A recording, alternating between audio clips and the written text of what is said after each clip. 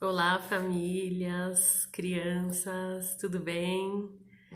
Estamos morrendo de saudade de vocês e hoje nós viemos aqui por meio desse vídeo para falar sobre as novidades, né? Vamos falar sobre coisas boas. Que bom que nós estaremos voltando, né? Retornando às aulas nessa quarta-feira, dia 13 de maio. Estamos super ansiosos. Sabemos que esse momento é delicado para todas as famílias, né? E durante esse período nós fizemos algumas adaptações. E hoje eu estou passando aqui para falar para vocês sobre algumas mudanças no nosso ensino remoto, né? Na nossa educação online. Eu já encaminhei essa semana um comunicado para as famílias e tive um retorno bem bacana de algumas famílias que já me responderam também, dúvidas, nós já esclarecemos algumas pelo CLESAP e decidi gravar um vídeo para vocês, porque acredito que também a gente conversando, né, as coisas ficam um pouco mais às claras. Então, a primeira coisa que eu gostaria de falar para vocês é do aumento da carga horária nas aulas.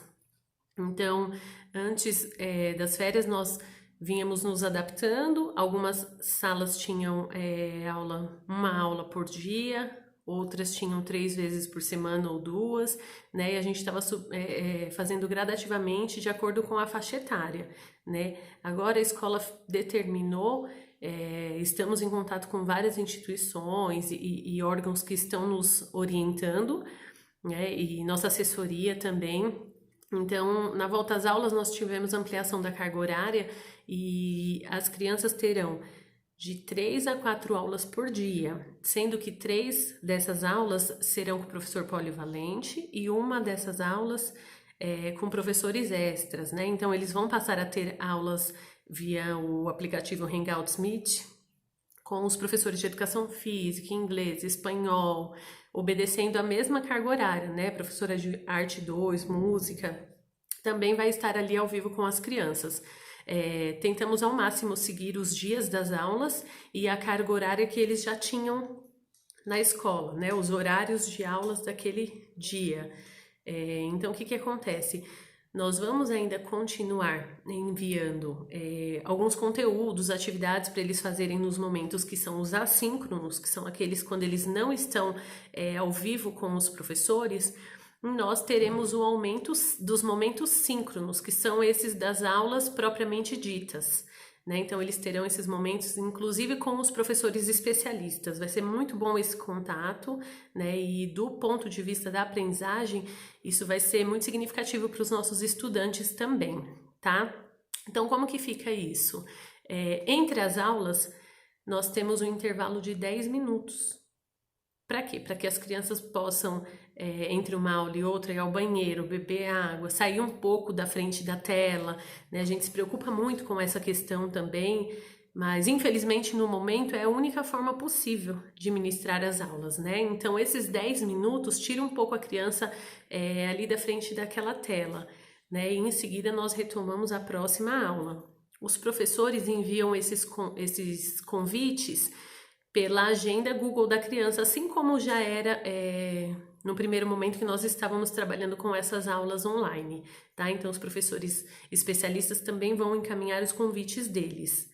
Além disso, desse intervalo de 10 minutos entre uma aula e outra, as crianças terão o intervalo de fato, o intervalo propriamente dito, que é um intervalo de 25 minutos, assim como era lá na escola também.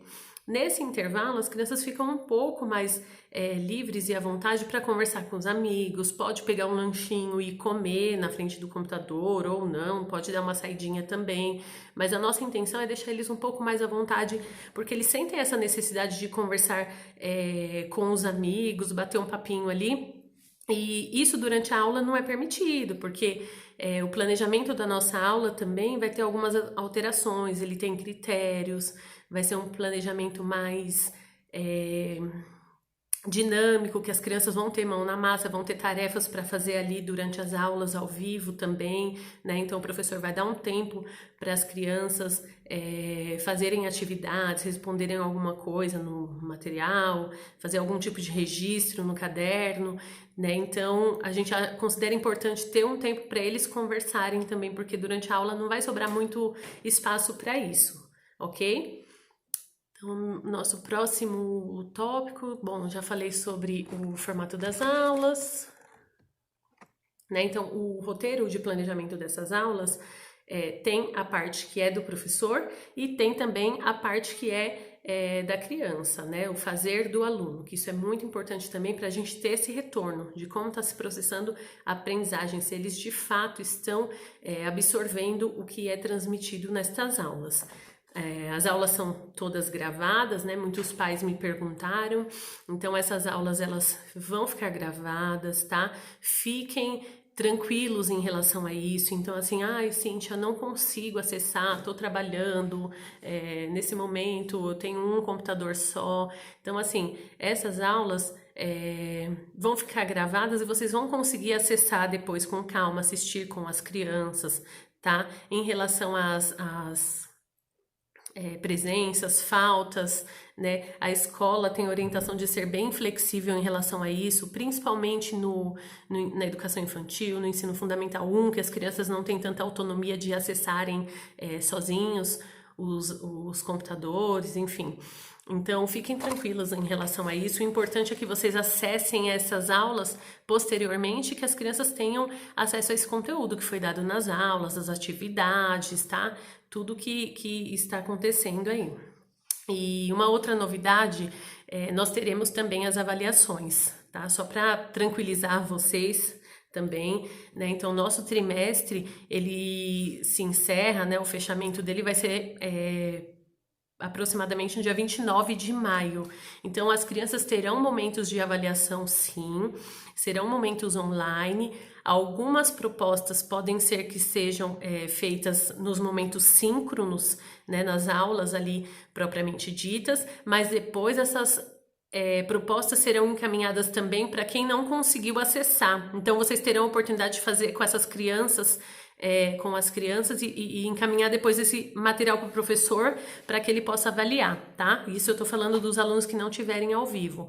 Em outras situações, os professores podem mandar também as propostas para toda a turma, né? E dar um tempo, um período para a realização dessas propostas avaliativas, desse instrumento. O professor vai deixar muito claro que aquela atividade é avaliativa, tá? Então, fiquem também tranquilos em relação a isso, que vocês vão saber que vai valer uma nota de trabalho, ou que eventualmente vai ser o que vai substituir a nota da prova, né? Assim como no dia a dia, né, nas nossas aulas na escola, a gente também vai avaliar o desempenho do aluno.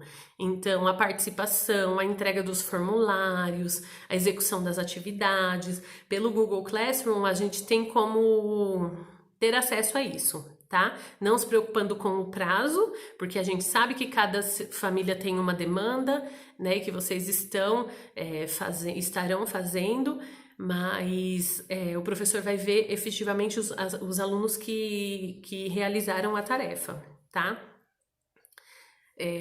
Outra coisa também, nós teremos o fechamento do nosso trimestre, eu já falei, né, no dia 29, mas nós teremos também atendimentos individualizados com vocês, famílias, né? Então, a gente vai utilizar o mesmo critério de 15 minutos com o professor, vai ser online, um bate-papo, para falar sobre o desempenho da criança, né? O professor falar também como que foi organizado o ensino à distância.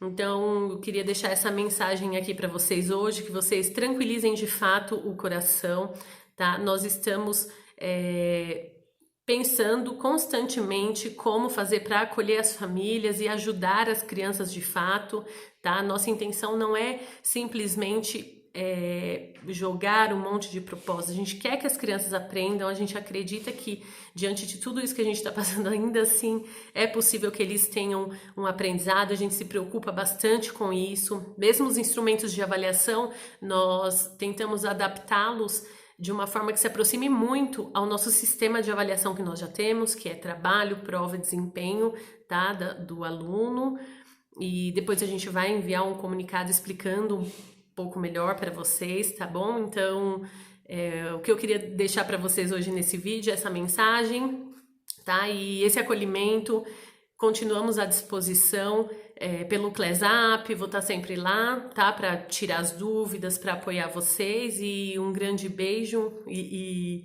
um abraço virtual nesse momento, tá bom? Tchau, tchau!